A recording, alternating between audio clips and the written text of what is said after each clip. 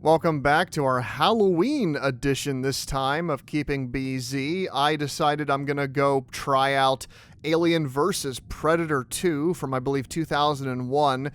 Prior to this year, I had never played this game before, or any Alien vs. Predator game to that matter. And at the same exact time I am doing this, I am currently going through all of the Alien vs. Predator movies.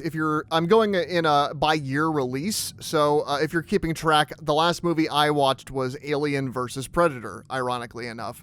So I've seen everything before that, and I definitely have thoughts that I might get into here. So this is Keeping BZ. I'm Brandon, joined by the Z in Keeping BZ, which is Zach. And Zach, I think could not know less about either of these franchises, or their movies, or their video games. That's not true. I know about Archie versus Predator.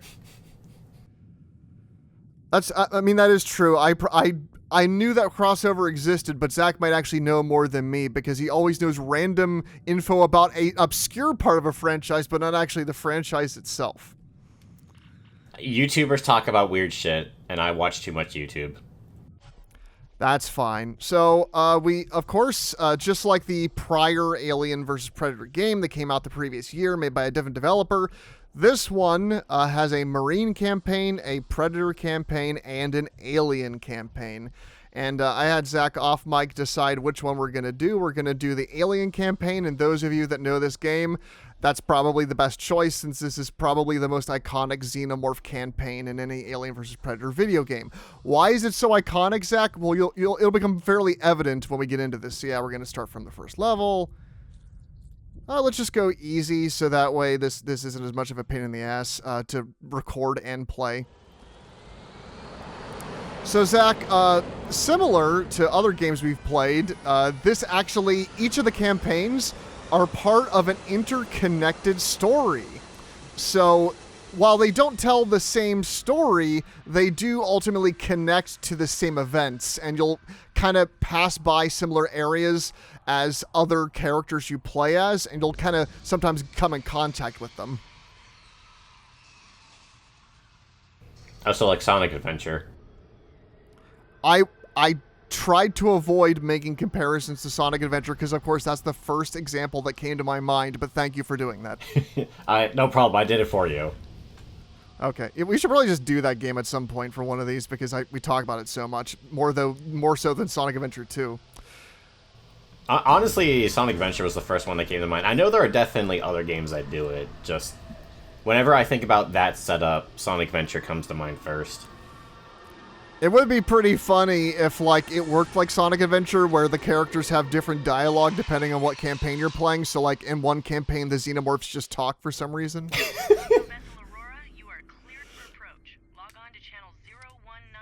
So this one kind of starts a little bit, from what I understand, before the Marines campaign, and then kind of they intersect each other on the way out. So there's actually a fair bit that we're going to get here of humans and talking before we finally play as the alien. 9 containers. We received 17. I don't want to hear excuses. Get it done. So I know. And as you might be able to see, Zach, this came out like a couple years after Half-Life, and you'll definitely see a lot of similarities.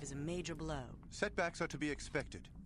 Yes, Doctor. So I know a little bit about aliens, and even less about Predator. Alien, they have acidic blood. They have the tongue, and the tongue has its own teeth. Or I don't know if you call that a tongue. Close enough. I would hate to see your it's similar to that. It's not just teeth, Zach. The tongue is a mouth in and of itself. There's a mouth at the end of the tongue, which they use to eat with. I know there's a queen. Yes, which we will see in this campaign. We probably won't get far enough to see her, but no matter what campaign you play, you will see the alien queen at some point, which was introduced in the 1986 film Aliens, directed by James Cameron. As always, do not open it. And there's what could be in this canister? There's chest bursters. What are they actually called? Or are they just called chest bursters? They're kind of just called chest bursters. Okay, I thought they had a specific name. But maybe I'm thinking... Well, I guess it depends on what part of their life cycle you're referring to. I'll be right out. What's the problem? Richter, General Rykov wants to see you, now. You gotta be kidding. I'm scheduled for departure in 15. Schedule's changed. Get moving. Oh, come on, Lloyd. Give me a break. Let's go, hotshot.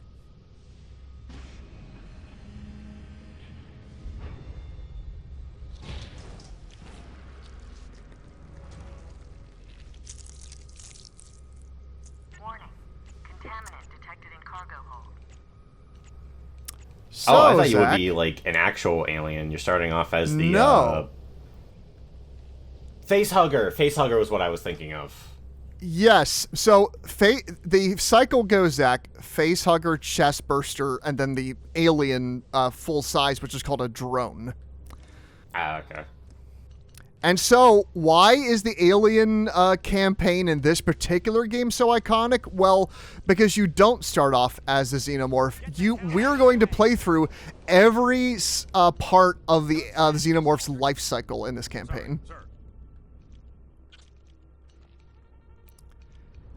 But to do that, we of course need to find a victim, and we need to make sure they're alone. Let's see. Oh, there we go. Okay, because my one question I was going to ask about this campaign is if this was going to be a more stealth-focused one than the Marines. Although I guess a Predator story I can also see being more stealth-focused as well.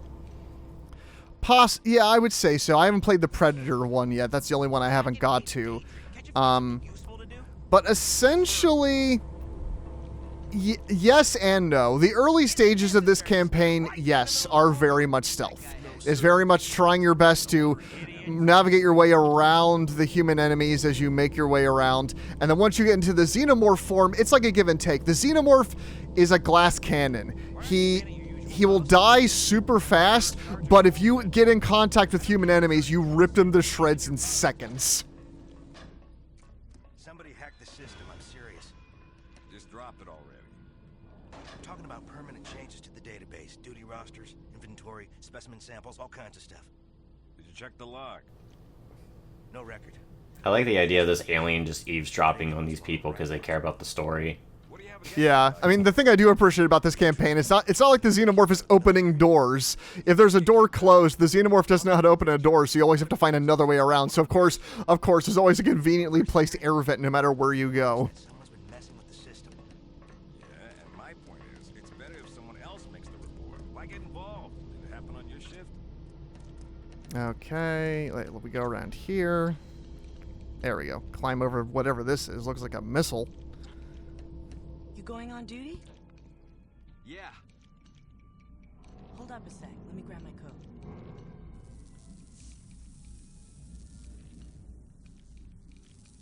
What I also like about the environmental dialogue in the Alien campaign is that, especially when you get into the xenomorph form, you can tell they were just writing these conversations specifically knowing that you probably wouldn't hear half of them because you're just going to be murdering everyone. Okay. That's not too bad. I'm thinking about doing another one. So at this point, we're going to have to wait a bit for these guys to finish up, because if they see us, they'll sound the alarms and guards will come in. It's hazard pay. Like, see, they'll go to opposite sides, and we could technically go to one of them and try to face hug them, but you can only face hug isolated victims, because if you try to grab one of these guys, the other one will, of course, eventually see what's happened. So we just have to sneak our way around. You can also pounce, which is, of course, you know, how they usually attach themselves to their victims. Yep, and then we just hold down shift to climb up everything, which is going to become very... Like, that's the thing I really like with each life cycle, is that each life cycle kind of prepares you for a mechanic that you're going to have to... That by the time you get to the full-size xenomorph, then you have to chain all those movements together. So each part of the life cycle kind of teaches you different things, which I appreciate. Because when we get to the chest burster can't climb on walls. It just has to, like, sneak around on the ground mostly and then bite things.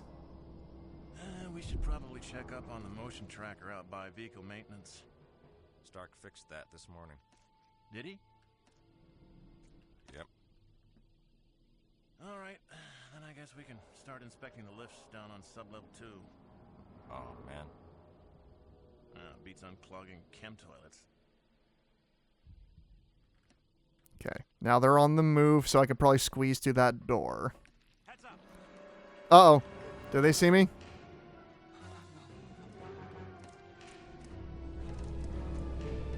Oh, no! Door, come on. There we go. Oh, that guy had a flamethrower or something, I think. Yep, which is a weapon you can also get during the Marine campaign. Oh, and we found our victim. He's sleeping on the job. He's wasting company money. He deserves this. Although I guess he's a Marine, so it's probably not company money. You know what I mean. Military budget, whatever. Well, the company owns everyone and everything. So now, Zach, we get to literally do the xenomorph thing. I was going to make the joke, is there a minigame to burst out of someone's chest? Yes. Oh, We are that's currently awesome. biting our ways through someone's rib cage. Ooh.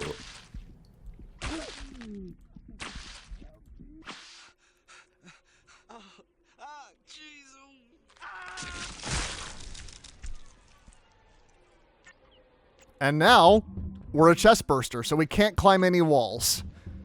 We just kind of have to slither around.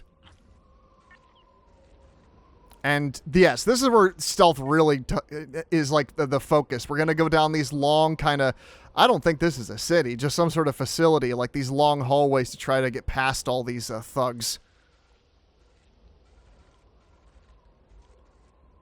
Where the hell is Cisco? No idea. He's 15 minutes late. I'm sure he'll show up soon. He better.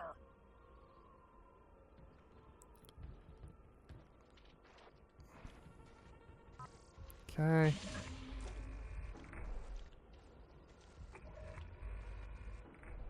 Is he going to turn around? There he goes. He turns around.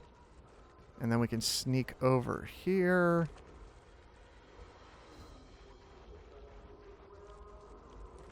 Put on our xenomorph vision if it gets too dark. Okay. Sneak down here.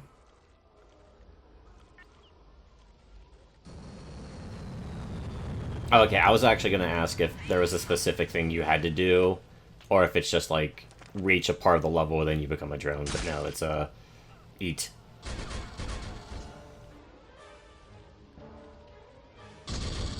Oh no. I'll eat ya! I'll eat ya! Damn it.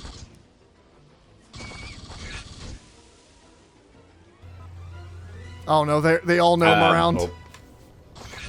Yep, this is it then.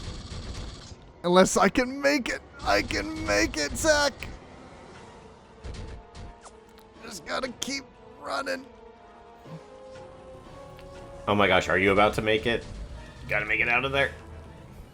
Yeah, we're trying to find the animal kennels in this facility so we can eat something to turn us into a full-size xenomorph.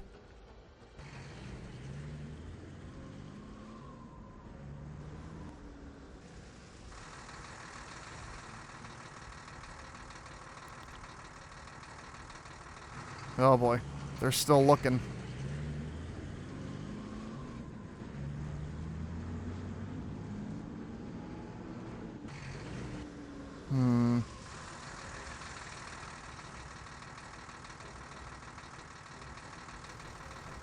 So there's like a company that wants to use aliens as a weapon, right? So like that old shtick. That's correct, Zach. That is Wayland Yutani, who basically owns the galaxy. The whole kind of mythology of the Alien franchise is that they're like the big evil corporation that owns everyone and everything, and they work people to death purely to further their own advancements, and they have people at the top that want to do nothing but basically, find the secrets of life and humanity and advance us to the next level, which is what they see in the xenomorphs.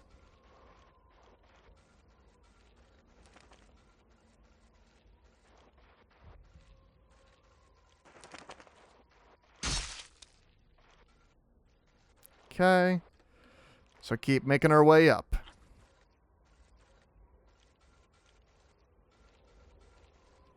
And in the new show Alien Earth, that's on Hulu, which I highly recommend, they introduce a new corporation called Prodigy, who acts as sort of a rival to Alien Yutani.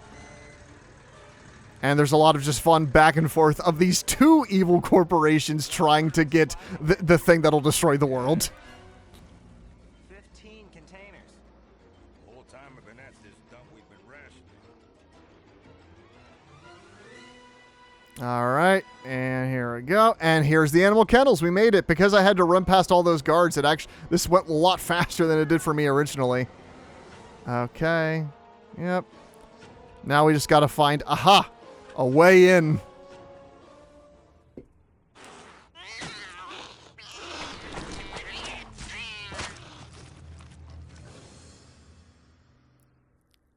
We have eaten a kitty, and now we are a full-size xenomorph.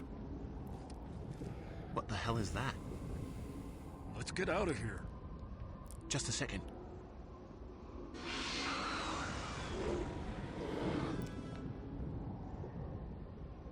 Run like hell. And...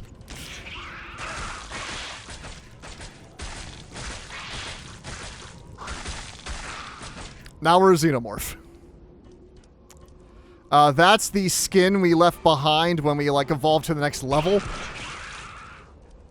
That's a common thing you'll see in the movies, is that the xenomorphs always leave a bit of shedded skin behind when they're morphing to their next form.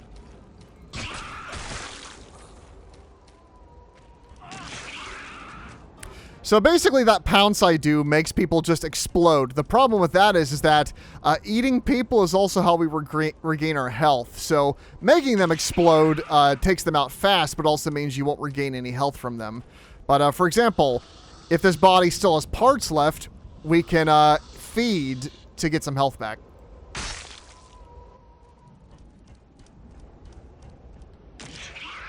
So... now we're trying to navigate to our next area. We got our claws, and we got our tail, which we mainly use to stun people.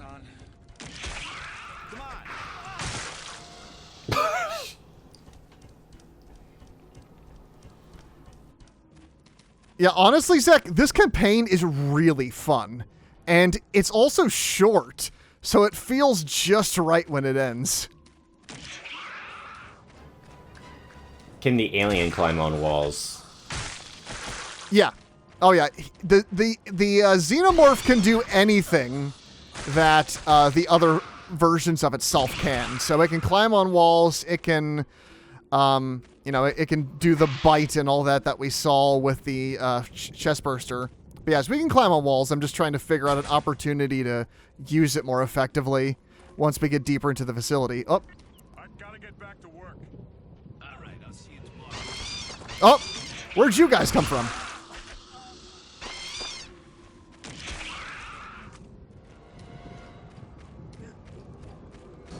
Got him. All right. And so this guy right here... oh, will you guys give me a second to explain? Okay, so this guy over here, he's just a civilian, so he's just terrified of us. So we can use our tail to stun him. Then... oh, well, that just killed him. Hey, come on! So many of you guys. Alright, well, I'm just going to regain some health. Chomp. Yeah, you want to get those heads. Like, whenever you put your reticle over the head, it shows up the xenomorph teeth, which means you can then bite down to get a bunch of health back. Alright. Damn bugs.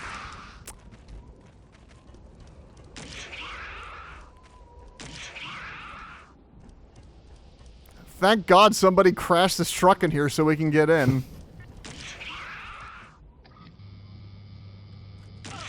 Thanks for opening that door.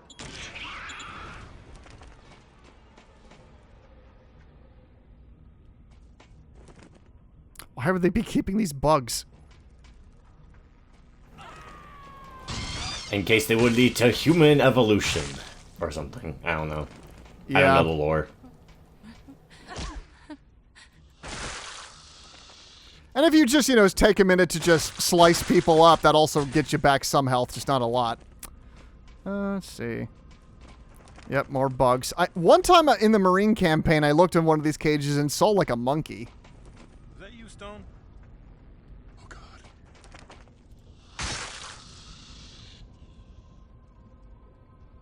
Okay, let's climb up here.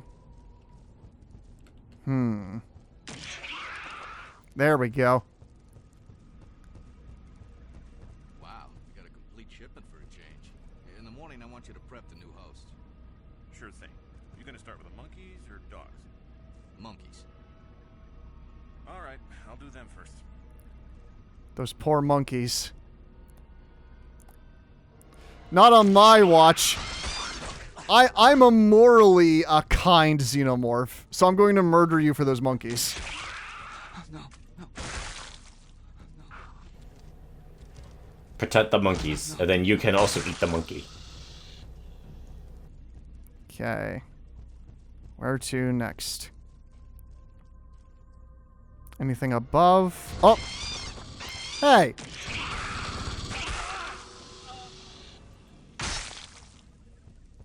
Okay. Yeah, a lot of times when you're a xenomorph, it's good to look above, because usually the way ahead might actually be on the ceiling. Yep, there it is. Loading the next level.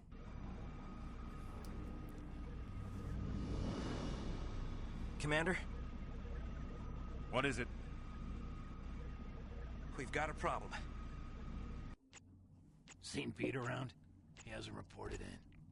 Probably sleeping it off. I think Carson's covering for him. You seen him? Nope. You run into either one of them, let him know I'm looking for him. Sure thing. I am now suddenly thinking about deadly creatures, but only in that you're playing as a character where there are humans talking, but you're playing as a being that does not give a fuck about anything. I've actually been playing that game recently too, and yeah, that's pretty much it, where the human story is just happening in the background. But of course, here with the xenomorph, I mean, you know, he's or she's a little more, you know, she's affecting things more than the scorpion or the spider in that game do. Oh yeah, like the human stuff is just stuff in the background. I think that kind of storytelling is interesting. Like, you can still have the story, but it's all, like, just all in the background. I think that's fun. Yeah, I mean, I can see why some people would say that, you know, the gameplay just feels like an excuse for it to be a video game when this could have been, like, just like a graphic novel or, like, a movie or something. But I think there's a way of saying something about the world and the environment by you being something disconnected from what's going on, by it just being, like, a spider or something. Because part of what you're getting, because part of the whole thing with Deadly Creatures is you're in this extremely harsh, oppressive environment. So the gameplay's really giving you that vibe of being this small bug. Well, also, yeah, that's not necessarily the focus as much as the two guys going out in the desert to dig up buried treasure.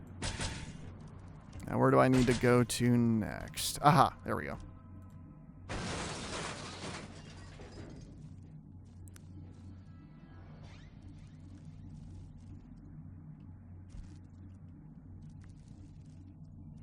Sometimes with how much it twists and turns while you're crawling on walls, I do get a bit turned around. Okay, where are we at? Here we go. What's wrong?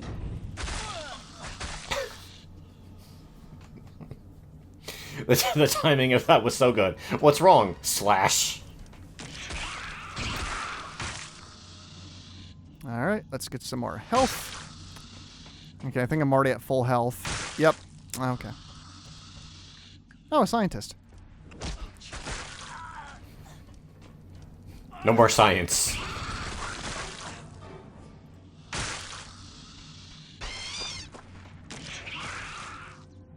Yeah, that like elephant type kind of trumpeting noise the xenomorph does when it gets hurt is, I think, it's a sound like basically taken directly from the movie Aliens.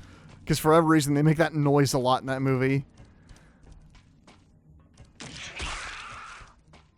Where's the damn container? entertainment team.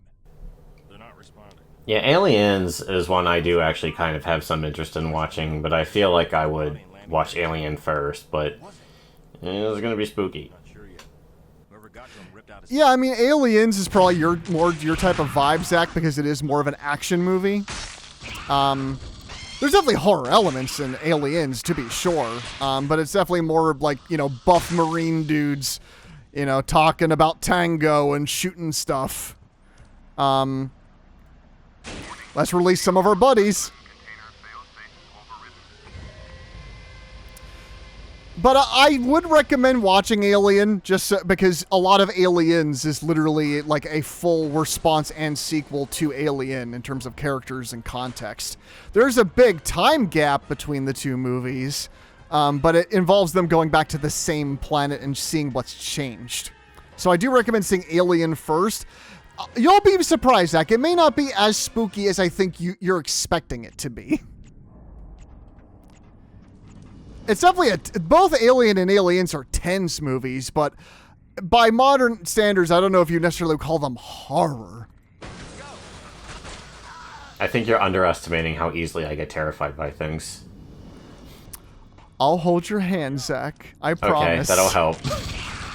Yeah, I think I could get you to like Alien, but yeah, Aliens would definitely be more your. I think you would genuinely probably like that movie, which is very much what this game is taking from, less so Alien.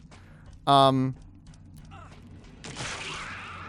to be honest, like you might be laughing at just how everybody just explodes into giblets and all that, and the way these aliens play, but honestly, this game is doing a fantastic job giving you the feel of what the xenomorphs attacking really like feels like in the movies, where they are just these unstoppable killing machines that just turn people into viscera in seconds. Yeah, I think we have a tendency to often mock older games. Not like all the time. There are definitely older games that are still pretty good. But I think we, or at the very least I, have a tendency of being like, oh, there are lots of older games that we think are great that didn't hold up well. But I will say, if there's one thing about the older game generations, is that while they were usually a bit more jank or too ambitious for their own good sometimes, I feel like there are just some games that did a better job at giving you the feel of what it's, or like what's the best way to put it? They wouldn't care about balance. They'd just be like, look, you're playing as the alien and you're gonna murder everything. And yeah. There's like just inherent fun in that. I'm not saying a modern game wouldn't do today, but I do feel like it's something you would mostly get out of an older game. And I think also the speed of this game is very reminiscent of the era it was made in. Oh yeah, that as well. Which, I mean, I think connects better to how the alien controls. Because, yes, Zach, you were right. In 2010, Sega, well, Sega published it, but I forget who the developer was, made an Alien vs. Predator game for PS3 and 360. But I forget, I don't know a whole lot about that one. I just know that people like that game okay, but this game I'm playing right now is usually seen as the best Alien vs. Predator video game. And it's honestly shocking how well this all holds up.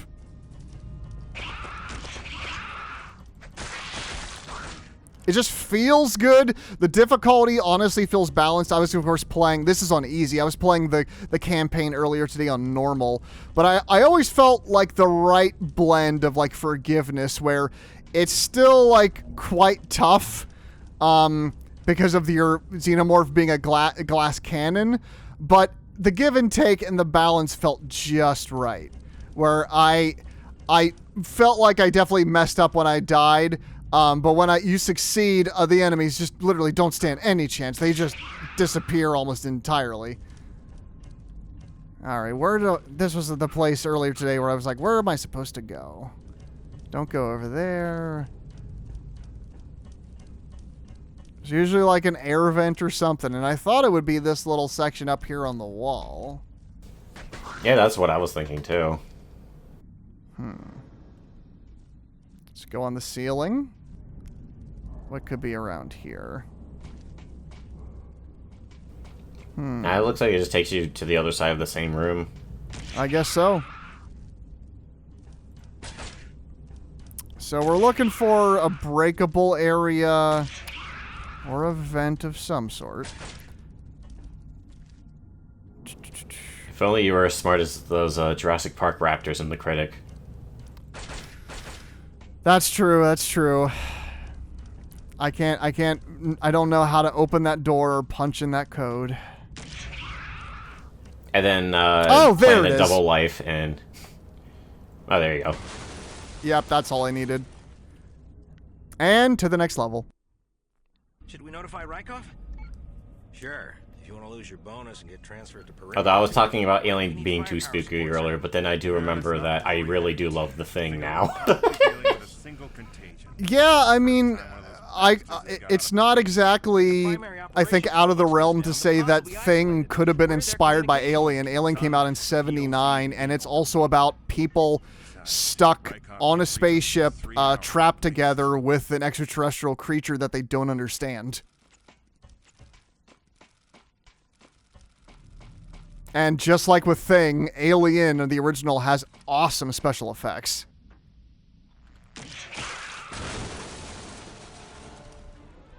Where are you, gentlemen? There you guys are. Come here, come here.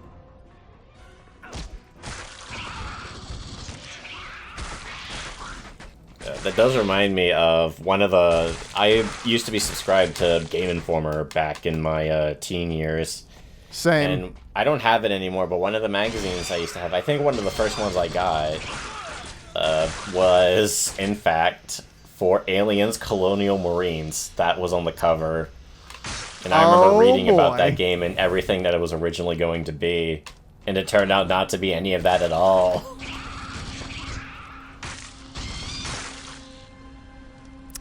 Yeah, I've seen a full playthrough of Colonial Marines ages ago. And it's definitely one of those things where you don't see the lack of effort. You just see ultimately how underwhelming the final product was.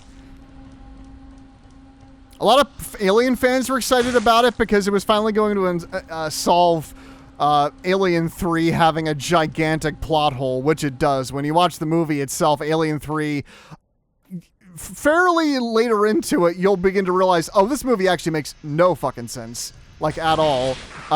It's all based around a mystery that when you get the conclusion of that mystery, you're like, but wait a second, that doesn't make any sense if this connects to this. And so Alien Colonial Marines does do from what I understand, it does a decent job of, like, filling in that blank, but it's also just not a terribly engaging game. It's a repetitive shooter that suffers from just the aliens going down way too easy and it all just feeling fairly mundane, which is not exactly how you want to feel about a game set in this universe.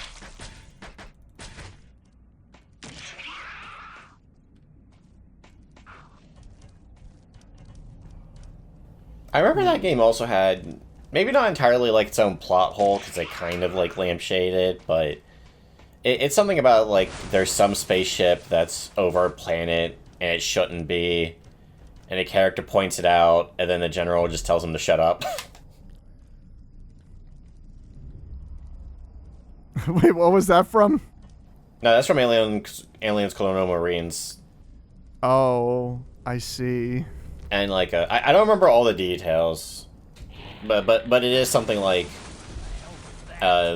something is near something, and then someone goes, but Colonel, shouldn't that be somewhere else? The Colonel just goes, thank you for your concern, but that's not important right now, and then they just never explain it. So, of course, I don't know the full context, but it almost sounds like them pointing out a plot hole and then going, it doesn't matter. I think that's literally what they did. Which, I don't know, that sounds a bit, that worries me, because it sounds a little bit like Joss Whedon writing, or how he would do in some of the writing of his earlier movies. Where he was just like, haha, cheeky joke about thing that honestly shouldn't be brought up or be given notice to. Could you imagine if Joss Whedon did do the writing for Colonial Marines? Well, he did write Alien Resurrection. He did. And I've seen that movie, and the writing is part of the problem with the film.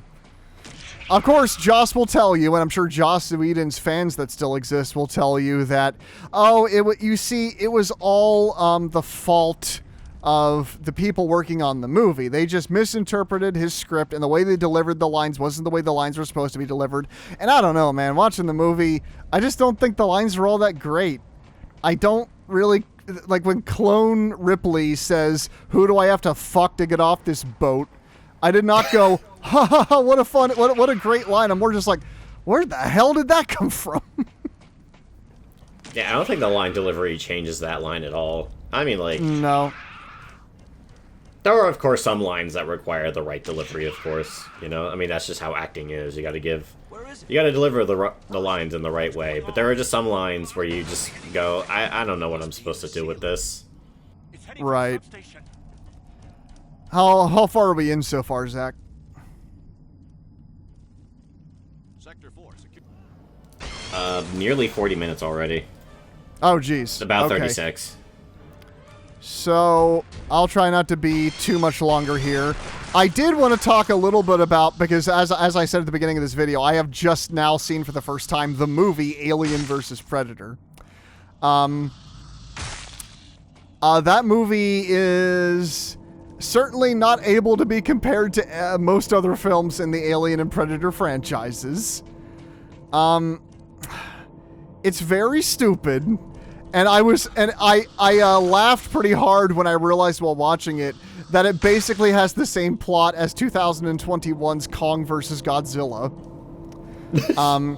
By that I mean, basically, Zach, the movie goes, evil corporation discovers there is basically a structure underneath the earth that may be more ancient than our entire civilization, so they gather a team of experts together to go down there, but then monsters attack.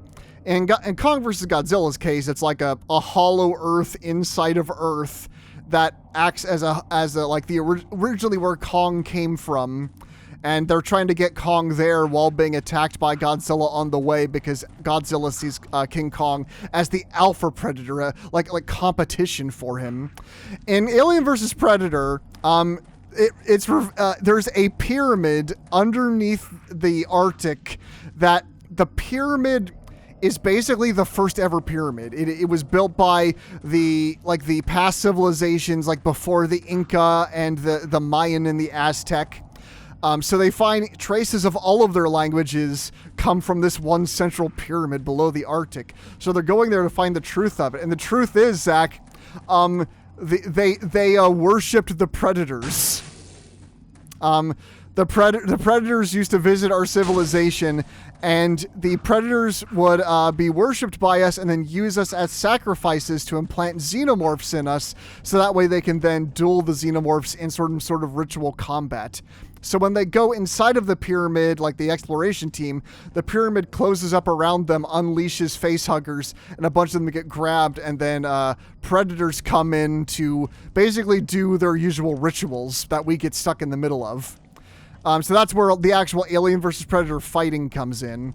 It borrows a bit from the Alien vs. Predator comic books that were released in the late 80s, early 90s, but it just does everything with much, much dumber execution.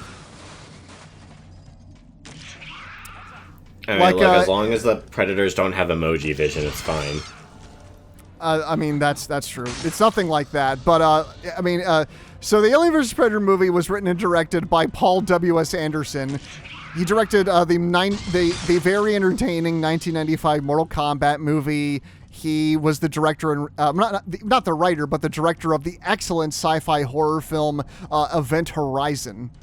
And he also is mainly nowadays known for all of the truly horrific Resident Evil movies. The first Resident Evil was all right, but most of the ones after that are pretty bad.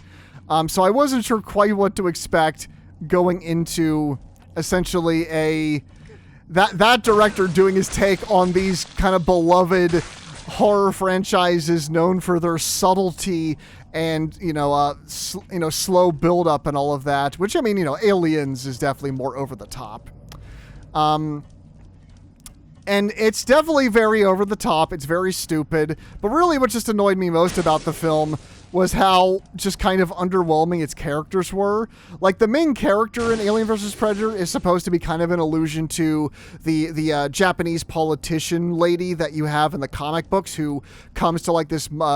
she comes to basically act as a company representative for this mining, like, farm planet. And when she goes there, she kind of is in over her head because she's replacing a prior beloved leader that she now has to step in for, so everybody's already against her. And she goes from basically, you know, corporate Overwatch person to becoming essentially a warrior in of herself that ends up teaming up with a predator to battle xenomorphs, and it honestly gets pretty badass. The problem with what they try to do with that arc in the movie is that the movie version of the character doesn't really have any of the real character growth. Like, they give her all the same beats, but don't actually have her develop. So, like, when she teams up with the Predator, in the comic book, it's because the Predator was captured by the humans. And, well, the Predator was, like, mortally injured, and the humans came in and they, like, nursed him back to health. But then...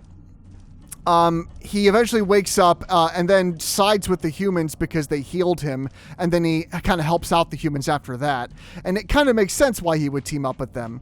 In the movie, he just kind of runs into the main protagonist, and she gives him back his, like, gun, and then he just instantly trusts her after that. Oh, and then she, like, accidentally kills the xenomorph.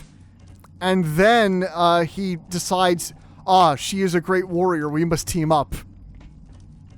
And so they kind of run around for a bit, but she doesn't really do anything during any of the fight scenes. She kind of just follows him around with weapons, but she doesn't do a whole lot with them besides the one time where she is like attacked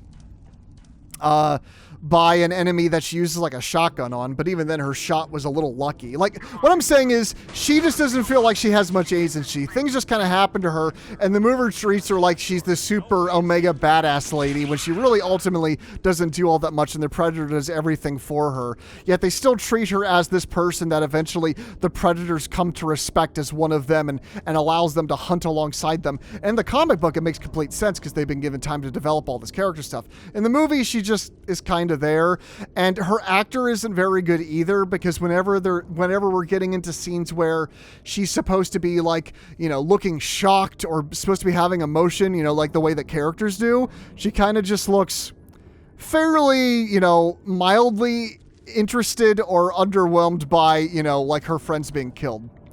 So I wasn't really feeling it.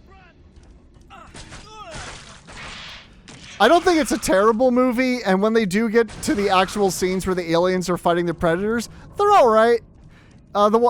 They do a decent job mixing people in suits with cutaways to them being CGI that look fine.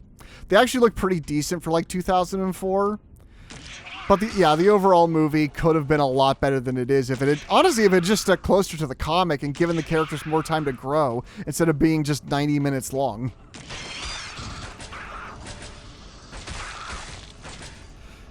But I don't know, Zach, maybe if you looked up the fight scenes, you'd find them a little bit fun, but there's not much in it. You get one Alien versus Predator fight.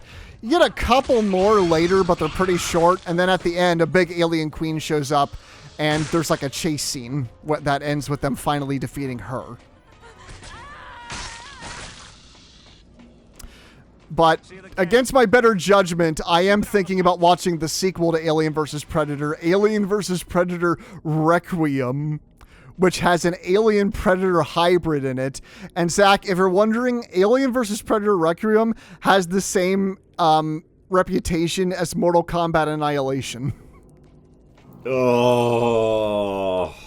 So I'm not looking forward to that.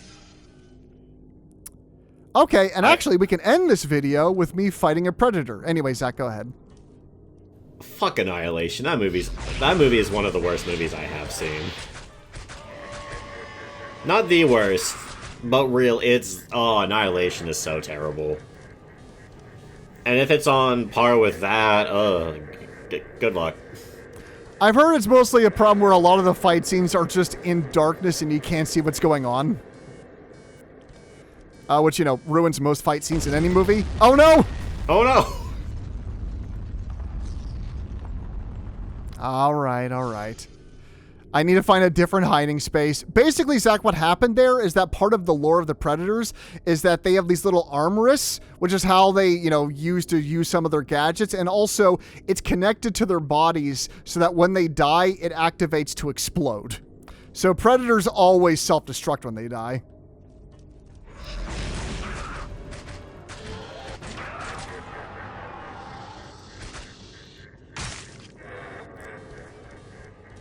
Let's hide back here this time and see if it doesn't kill us this time.